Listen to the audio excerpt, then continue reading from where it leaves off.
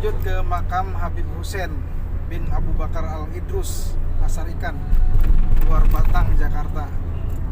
Masih menyisir kota Jakarta, pantai utaranya ya, karena banyak ini makam-makam wali, dan dipastikan keberadaan makam wali tersebut pakunya Jakarta, karena beliau juga sangat berjasa pada zaman penjajahan Belanda. Setelah 200 meter.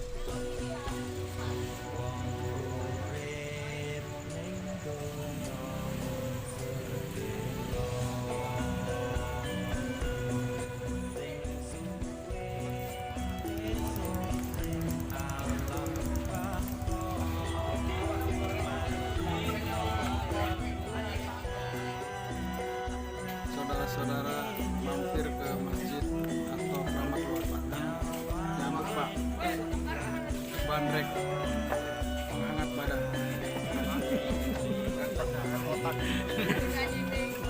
Engkong sibuk.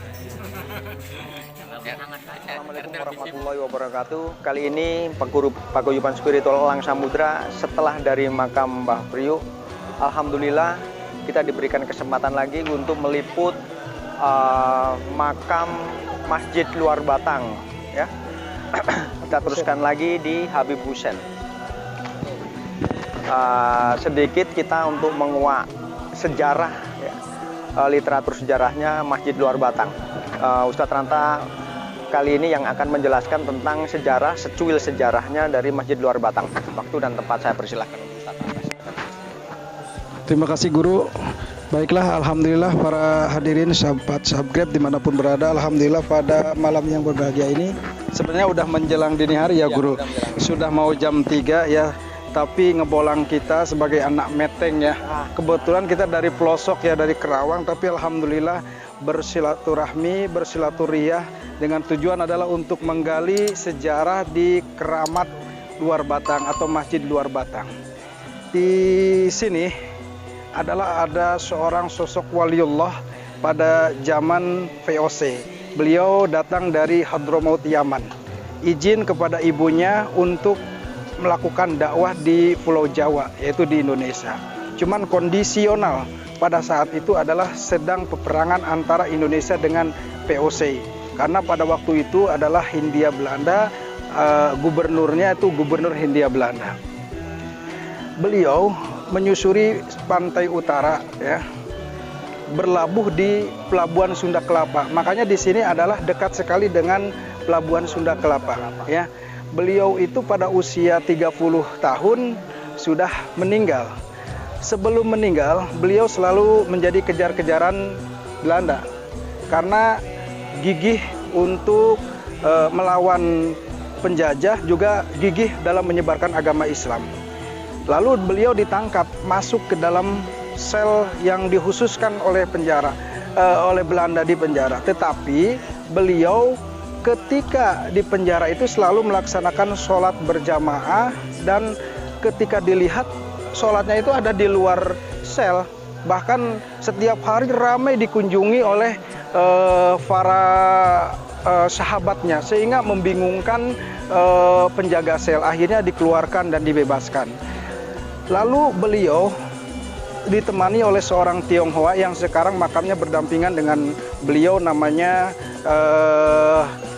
Cebok Sheng atau Abdul Qadir ya, Haji Abdul Qadir ini. Pada waktu beliau jalan-jalan, ada seorang anak kecil dari keturunan Belanda lalu dihampiri, dan beliau memberikan isyarah kepada keluarga bahwa nanti anak itu akan menjadi seorang pembesar atau gubernur Hindia Belanda. Seiring perjalanan waktu, beliau ketemu dengan anak tadi ya, sudah menjadi besar, sudah menjadi pembesar. Akhirnya si anak dari Hindia Belanda ini berterima kasih ya, dan selalu memberikan hadiah, yaitu memberikan uang. Dan setiap diberi uang itu, Habib Hussein bin Abu Bakar Al-Idrus ini selalu dilempar ke laut ya. Aneh, Sehingga ditanya, kenapa setiap pemberian uang dari kami selalu dilempar ke laut? Kata beliau, itu adalah cara saya untuk memberikan uang kepada orang yang telah mengurus saya, yaitu orang tua saya. Lalu Gubernur Hindia Belanda ini mengutus ya seorang utusannya ya ke Yaman. Iya benar, di waktu yang sama, di jam yang sama, hari yang sama, uang tersebut sampai kepada ibunya. Itulah kelebihan beliau ya, luar biasa. Lalu beliau pada waktu meninggal ya, karena orang luar itu harus dimakamkan di Tanah Abang ya, selalu hilang ya, selalu di luar Batang, nggak ada ya, jasadnya selalu ada di rumahnya. Ya, ini adalah tanah yang dihibahkan oleh Gubernur Hindia Belanda yang disebut dengan Keramat Luar Batang. Sehingga beliau raudhahnya, makamnya, pusaranya yaitu di dalam rumahnya yang sekarang menjadi masjid. Dulu masjidnya itu namanya Masjid Anur. Demikian mungkin yang bisa saya sampaikan, mudah-mudahan menjadi wahana atau jejak sebuah pembelajaran untuk kita semua agar kita lebih mencintai tanah negara Republik Indonesia ini untuk berjuang baik urusan negarawannya maupun urusan agamanya. Pak Guru, ya kenapa Guru? Menggali mengenalkan literatur sejarah di kota Jakarta, Karawang dan Jakarta dan sekitarnya juga ya. Iya. Biar para netizen ataupun para muda-mudi sekarang itu mengetahui budaya, Iya. budaya dan serta sejarah dari orang-orang tua-tua zaman dahulu. Nah, cukup sekian saja ya yang bisa kami sampaikan. Untuk acara selanjutnya boleh ikutin terus jejak spiritual Paguyuban Elang Samudra. Elang Samudra memang jos. Wabillahi taufik walhidayah. Wassalamualaikum warahmatullahi wabarakatuh. Jarang ya. Ya nanti. Pegang aja nanti saya baik.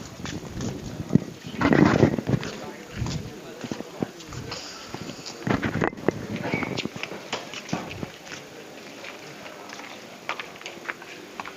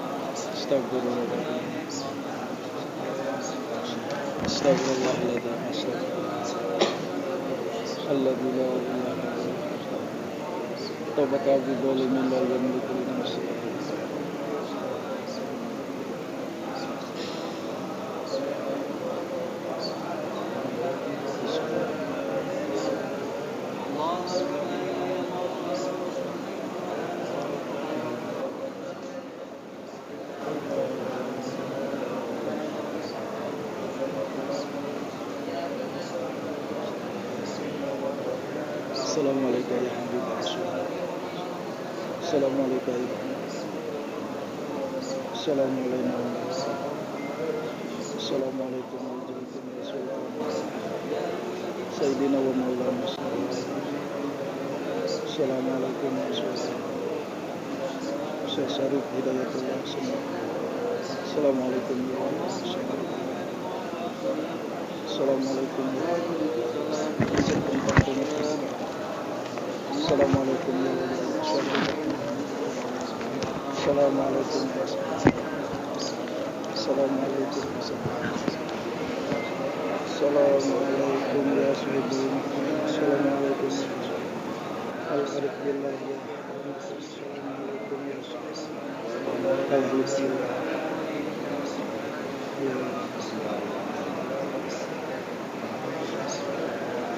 Di hadal makan warahmatullahi wabarakatuh. Assalamualaikum ya Habibun Nabi. Assalamualaikum ya wali tarimah. Assalamualaikum ya Assalamualaikum ya wali syuhada. Assalamualaikum warahmatullahi wabarakatuh.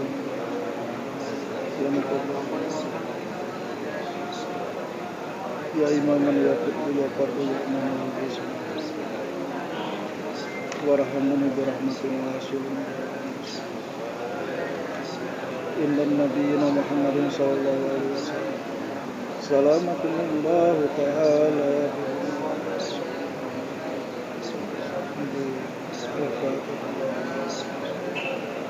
Bismillahirrahmanirrahim. Iyyaka na'budu wa iyyaka nasta'in. Shiratal ladzina an'amta 'alaihim.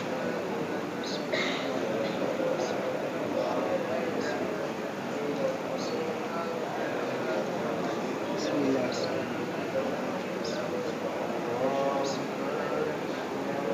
A'udzu billahi minasy syaithanir rajim. Ila hadratin nabiyil mustafa wa ala dzurriyyatihi Naila hadrat wal awliya wal musannikin wal malaikat khususan ilahi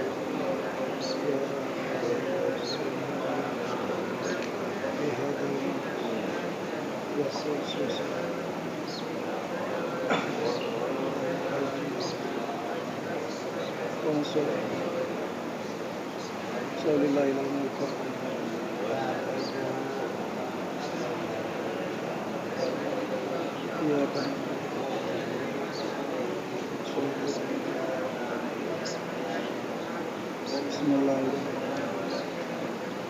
Innal ladzina amanu Allahumma innaka ta'lamu